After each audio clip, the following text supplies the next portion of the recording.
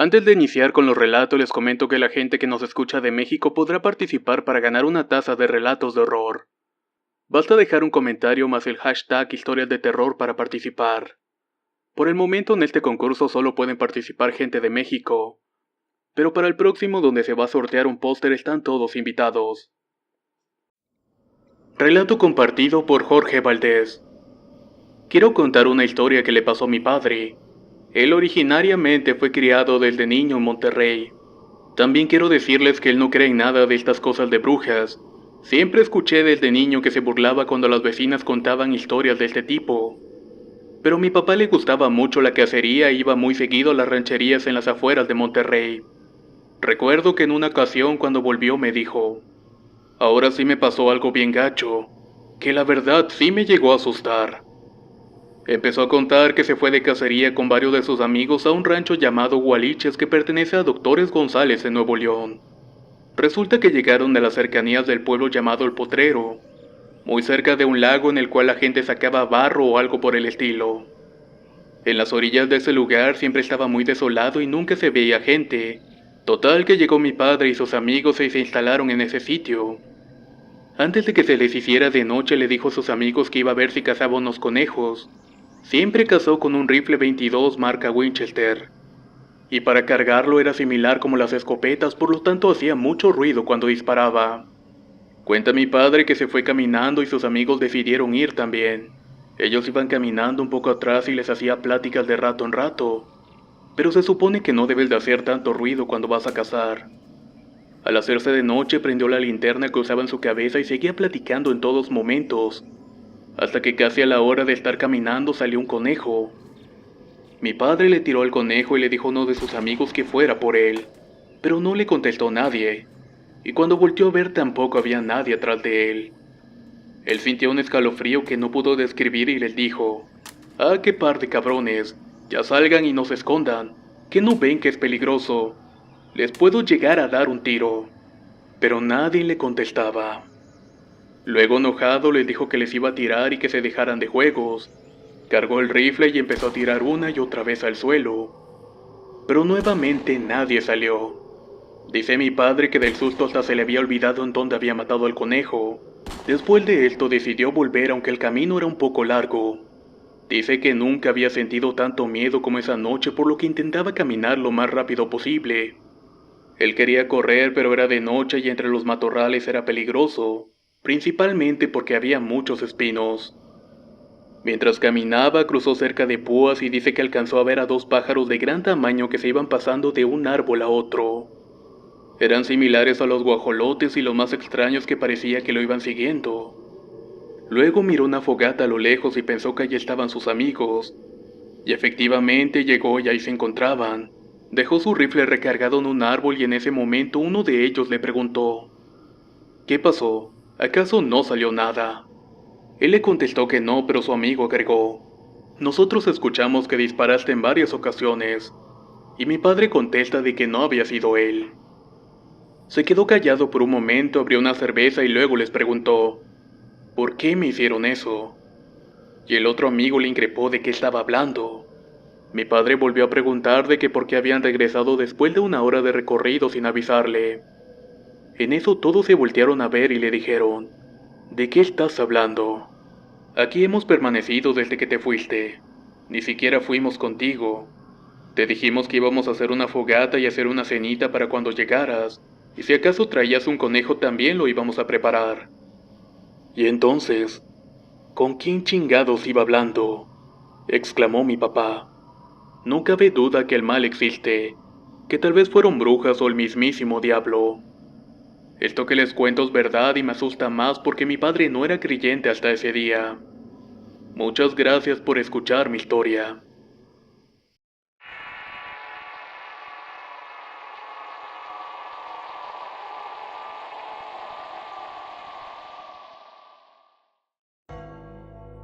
Mi nombre es Julio Castro y la historia que les voy a contar es un relato real que me sucedió en la ciudad de Gualaquiza, el cual es un pequeño pueblo en Ecuador. Todo comenzó en enero del 2011, cuando junto con dos amigos, John y Guacho, entramos a trabajar en una compañía en la cual nos enviaron a vivir a una casa en la ciudad de Gualaquiza. Aparte de nosotros había otras 5 personas que también trabajaban ahí. La casa era de 2 plantas. Yo dormía en un cuarto en la planta alta con John y Guacho. En el cuarto de enfrente dormía Gonzalo y en la parte de abajo dormían los otros 4 compañeros. Al principio todo iba normal. Hacíamos nuestro trabajo y no parecía que iba a pasar nada extraño hasta que Gonzalo salió de descanso. Cabe señalar que nos daban 8 días de descanso al mes de forma intercalada con la finalidad de que la casa no quedara sola. Una noche en la que Gonzalo no estaba, yo me levanté a tomar agua y me di cuenta que el televisor de su cuarto estaba prendido. Este se escuchaba y por debajo de la puerta se alcanzaba a ver que había luz. No le di importancia en ese momento porque pensé que algún compañero se había metido a ese cuarto a ver televisión. Ya en la mañana siguiente mis compañeros estaban hablando de eso y nadie mencionó que había entrado al cuarto de Gonzalo. Algunos se asustaron y otros dijeron que tal vez el televisor estaba programado para prenderse a esa hora en la madrugada. Pero ya no quisimos seguir hablando del tema. En la noche siguiente nos acostamos a dormir y me volví a levantar en la madrugada para tomar un poco de agua. Y al pasar por el cuarto de Gonzalo volví a ver la luz del televisor por debajo de la puerta. Me metí a mi cuarto y me acosté y entonces escuché que alguien caminaba fuera de mi cuarto. Y una y otra vez alcanzaba a escuchar un silbido. Pensé en despertar a Guacho y a Johnny que dormían en el mismo cuarto, pero no lo hice porque pensé que tal vez se iban a molestar. Esos sonidos duraron unos 20 minutos. Luego de eso pasé un rato despierto y por fin me dormí. A la mañana siguiente otros 2 compañeros que dormían en la planta baja estaban contando que también escucharon los silbidos y los pasos, y Guacho dijo que volvió a ver el televisor prendido en la noche. Le contamos lo que estaba pasando a la señora Sandra quien limpiaba la casa, y ella nos dijo que en esta casa 2 meses antes de que llegáramos nosotros había muerto una chica ahorcada. Esta se había suicidado porque el novio la había traicionado, precisamente en el cuarto de Gonzalo. Yo le pregunté que por qué sabía eso y me respondió porque ella trabajaba limpiando en esa casa antes de que nosotros llegáramos. En la noche siguiente todos estábamos en la sala de la planta baja viendo televisión. Nadie quería irse a dormir porque teníamos miedo, pero ninguno lo quería admitir. Hasta que por fin, como a eso de las 11 de la noche, todos nos fuimos a acostar. Yo estaba muy asustado, pero esa noche no pasó nada. Ya al día siguiente yo había llegado temprano del trabajo y entré a mi cuarto. Me acordé que mi ropa estaba tendida en el patio y que ya tenía que estar seca, así que bajé al patio para tomarla. Cuando estaba en camino vi que la puerta del cuarto de Gonzalo estaba abierta, así que la cerré, bajé al patio, recogí la ropa y subí nuevamente las escaleras. Crucé de nuevo por el cuarto de Gonzalo y vi que la puerta estaba otra vez abierta, y esta vez el televisor estaba prendido. Se me puso la piel de gallina y no alcancé ni a guardar la ropa en mi cuarto. Solo bajé y me senté en una silla tratando de darme a mí mismo alguna explicación. Tal vez algún compañero me había jugado una broma o algo así, pero no había nadie más en la casa. Después llegó Guacho, le conté lo que pasó, subimos y apagamos el televisor. Pasaron los días y seguía pasando lo mismo por las noches, y ya hasta nos estábamos acostumbrando. Luego llegó Gonzalo de sus días de descanso y nos tocó salir a Johnny, Guacho y a mí. Cuando volvimos del descanso, los compañeros nos comentaron que las cosas continuaban igual. Un día una vecina nos preguntó que si alguien había ido a vivir con su esposa porque a veces veía a una mujer en el cuarto de arriba. Le dijimos que en la casa no había ninguna mujer, pero ella insistió de que había visto a alguien en 2 o 3 ocasiones. Pasó el tiempo y los sonidos se seguían escuchando. Ya era normal que cada vez que iba al baño escuchaba pasos y veía sombras por debajo de la puerta. En las noches se movían las sillas, pero cuando Gonzalo salía de descanso era peor. Una noche yo estaba durmiendo y Guacho me despertó y le pregunté qué pasaba y él me respondió: solo escucha. Entonces escuché a una mujer llorando y el sonido venía del cuarto de Gonzalo, y en ese momento empecé a temblar. Nos quedamos en el cuarto y no quisimos salir porque teníamos mucho miedo. No pudimos dormir en toda la noche y tampoco hablamos nada. Pasamos toda la noche escuchando ese llanto hasta que por fin se calmó. Pasaron unos 10 meses y la situación no cambiaba hasta que Guacho y la compañía nos envió a trabajar a otro lado por un tiempo. Pasó un año y volvimos a Gualaquiza, a esa misma casa. Sorpresivamente ya los sonidos se habían dejado de escuchar. Entonces le pregunté a Johnny qué era lo que había pasado. Él me respondió que fueron a la iglesia y que hablaron con el padre. que éste les dio un poco de agua bendita y la regaron por toda la casa, y que también le habían hecho una misa a la chica. Y fue que desde ese momento se dejaron de escuchar y ver cosas extrañas. Todo eso fue una experiencia que jamás vamos a olvidar.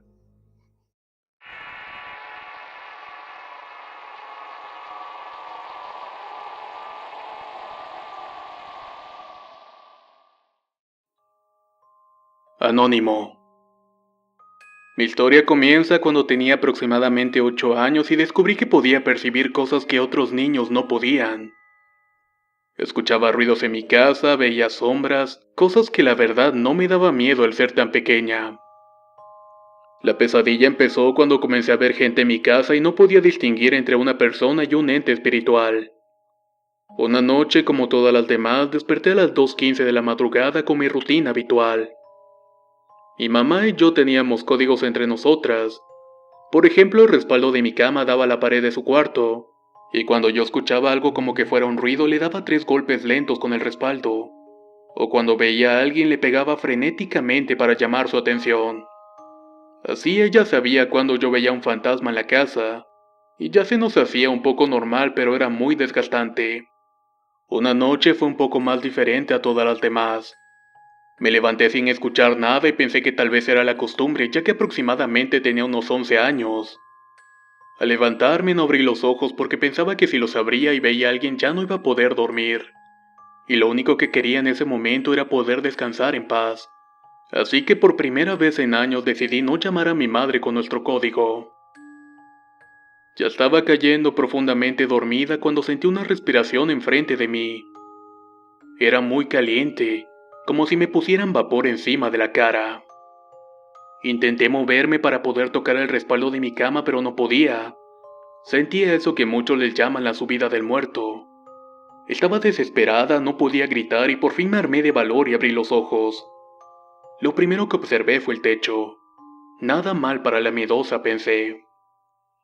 De repente incliné un poco más mi cabeza hacia el frente y me di cuenta que estaba del lado contrario del respaldo de mi cama. ¿Cómo podía haber llegado ahí o quién me había movido? De pronto volví a sentir un respiro en mi oreja que ahora se sentía más como un susurro, aunque no distinguía qué decía. Yo solamente me repetía insistentemente, voltea, voltea. Si te va a pasar algo, pues que lo hagan de frente tuyo. En eso volteó hacia mi derecha y efectivamente había alguien o algo. Parecía una mujer anciana de cabello blanco largo de unos rizos cansados, y extrañamente tenía un rosario en la mano que daba vueltas rápidas sin parar. Escuchaba que decía algo, pero la verdad es que no le entendía. Me pude mover y mi primera reacción fue taparme la cara con la sábana como cualquier niña de mi edad hubiera hecho. Pasado un tiempo me armé de valor y decidí quitarme la cobija para ver si continuaba ahí. Pero lo único que pude hacer fue mirar por un hoyito que quedaba entre mi cara y la sábana. Y ahí estaba, viéndome fijamente con sus ojos negros o más bien vacíos, con su cara acartonada con arrugas interminables. Esa presencia era muy inquietante. Me volví a cubrir y me dije a la cuenta de 3, vas a correr de aquí esté o no la mujer. Y así fue que conté y luego salí corriendo y gritando muy fuerte. Mi madre ya estaba despierta y corrió hacia mí y fuimos por el agua bendita. Pero cuando fuimos al cuarto a buscar a la mujer, esta ya no estaba, aunque sí había dejado un rosario negro. Hasta la fecha esa mujer aún me sigue. Ya no duermo en el mismo cuarto, pero por las noches intenta abrir mi puerta, y siempre la tengo que estar cerrando con llave porque siento que quiere llevarme a alguna parte. Si alguien sabe qué significa ver a alguien que le da vueltas un rosario, por favor háganmelo saber en los comentarios. Se los agradecería bastante.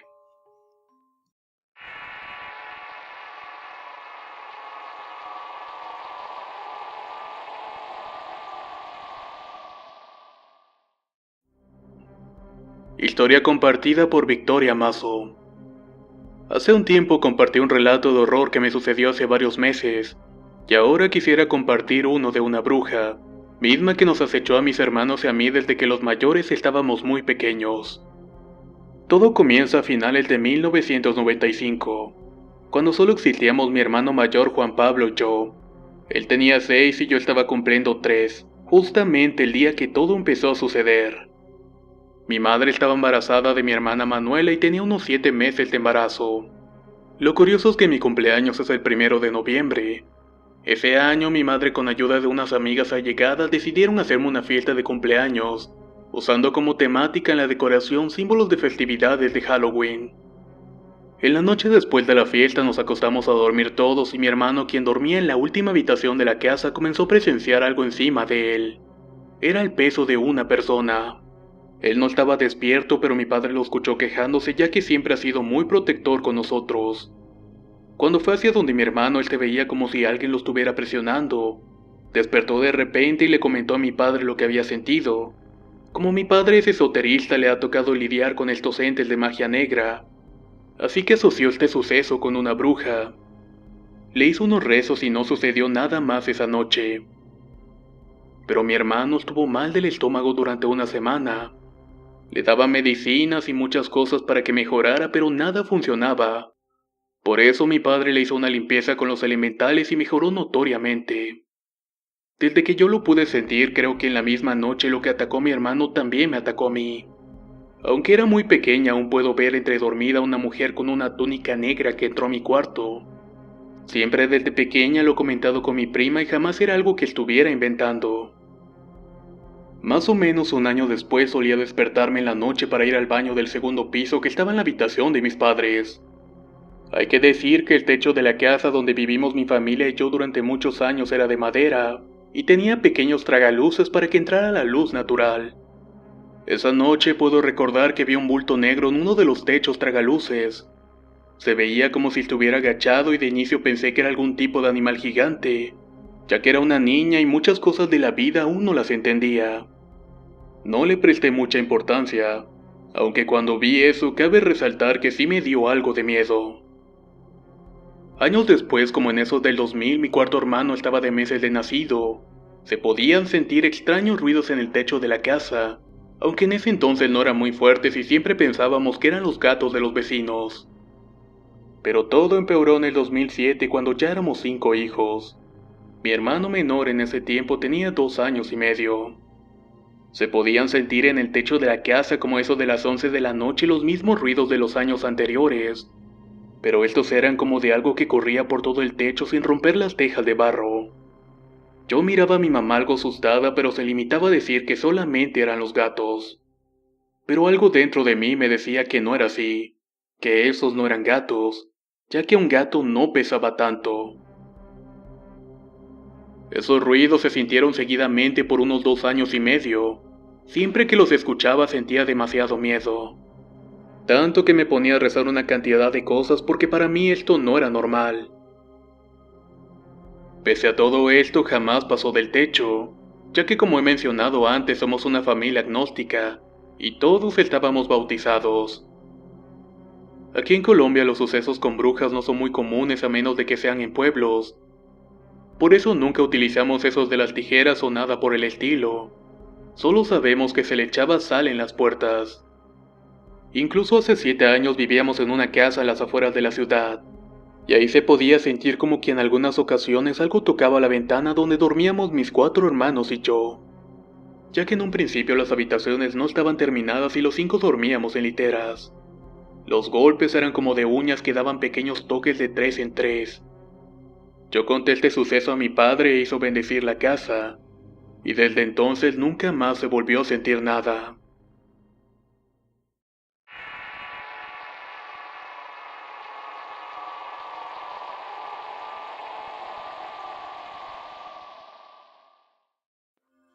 Relato compartido por Iris Díaz. En el mes de agosto del 2013 fui con una amiga a Sayulita. Nos fuimos por una semana y nos hospedamos en un hotel tipo ecológico con un huerto muy lindo y una alberca. Las habitaciones eran villas sin televisión pero con aire acondicionado. El wifi solo se enlazaba si estabas en los pasillos saliendo de la villa, ya que adentro se perdía la señal. También el hotelito estaba muy cercano al centro del pueblo. Llevábamos ya 3 días hospedadas y había habido días que fueron de mucha playa, de desvelos por las noches, quedándonos platicando hasta tarde en la alberca o en la terraza, tomándonos unas cervecitas, platicando desde confesiones, historias amorosas hasta política. Al cuarto día le dije a mi amiga que deberíamos explorar un poco más para conocer qué había cerca, Le comenté que fuéramos en las bicicletas que siempre estaban en la entrada del hotel. Pero ella tenía ganas de seguir durmiendo y que fuera yo y que más tarde me llamaba y que se reuniría conmigo. Llegué a la recepción del hotel y le pregunté al muchacho que estaba de encargado en ese momento que qué había cerca y que pudiera visitar en bicicleta. Él me dijo que por ahí cerca estaba la playa de los Muertos, que de ahí se veía una vista muy hermosa de la playa y que también había restaurantes a la orilla del mar, y era un lugar idóneo para poder pasar toda la mañana. Me dijo por dónde debía tomar para llegar a ese lugar y entre lo que comentó había que atravesar un pequeño panteón que no era nada terrorífico, que estaba pintado y decorado muy al estilo mexicano, que no tuviera miedo ya que a los turistas les encantaba pasar por ahí por lo pintoresco que estaba. Emprendí el camino en bicicleta con ese rumbo y avancé por un par de cuadras y empecé a subir una pendiente de tierra suelta que era muy difícil subir montada en la bicicleta. Me tuve que bajar y subir llevando la bicicleta a mi lado. Una vez que volví a lo plano, volví a montar la bicicleta y volteé a ver a todos los lados y no veía más gente dirigiéndose para allá más que yo. No le di mucha importancia porque pensé que si llegaba y me daba miedo me regresaba y listo. Total que continué avanzando y el camino de tierra estaba rodeado de vegetación por ambos lados. Al final pude ver la entrada abierta de par en par del panteón. Era un panteón bastante pequeño.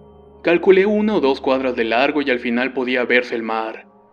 Volví a mirar atrás y seguía sin venir nadie y lo pensé un poco y decidí continuar el camino. El cementerio era un verdadero encanto. Sus colores mexicanos, sus tablas de surf enterradas en la tierra con mensajes algo cómicos lo hacía muy original. Así que yo más que verlo como un cementerio lo veía más como un museo. Justo a la mitad del camino se soltó la cadena de la bicicleta, así que me detuve y me senté en la orilla de la tumba a acomodar la cadena.